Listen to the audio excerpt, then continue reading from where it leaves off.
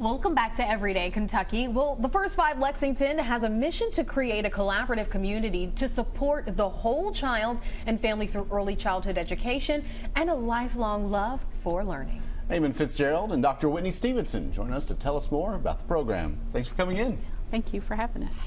So tell us a little bit about the program itself.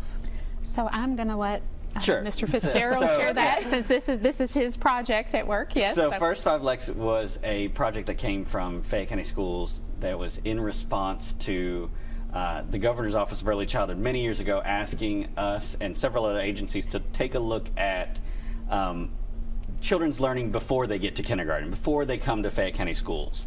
And so with a lot of our community partners, the KET, the Explorium, UK Pediatrics, Community Action Council, all these agencies that had a vested interest in early childhood and families, what could we do to help kind of promote learning kind of birth to 5 and even before birth, like working with families and caregivers, child care workers, everybody across the board. So Dr. Whitney, how do you get involved?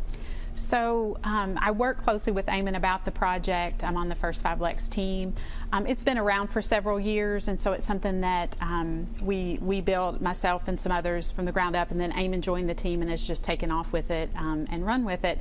But just kind of that consulting piece too, looking at the materials that go out, and just really keeping to the message of read, talk, play. Like that's it's not that simple, but it is that simple, and just making sure that the messaging that we get out for families that any parent at any stage can pick up and implement with their child and their family. What kind of resources do you all have for parents of younger children to kind of help them along that journey? So we just have rolled out literally mobile classrooms. So those will be out and about this fall on a more I guess prescribed schedule than they were. We did a soft rollout in the spring, but these will be out in community events. They're certified teachers on the buses, and they can give families resources, give them the app information, just provide a wealth of knowledge to the families face to face. So that's something that we're doing through Fayette County Schools to get the message out, but then there are other avenues that we have. We have a new app, if you want to share.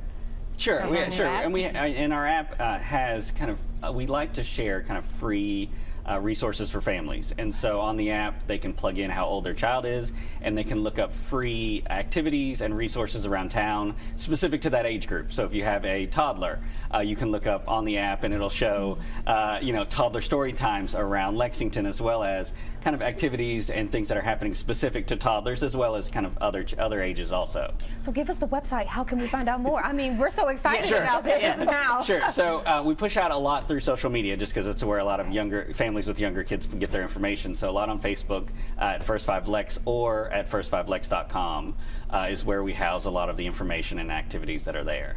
And we're getting ready to have, I think, a big media blitz. So you may see some billboards, some buses wrapped. So we're really pushing the message for families. And when you all see these kind of programs and kids then go off to kindergarten, does this give them a leg up once they're going into school? Suddenly, they've been read to, they played that kind of stuff?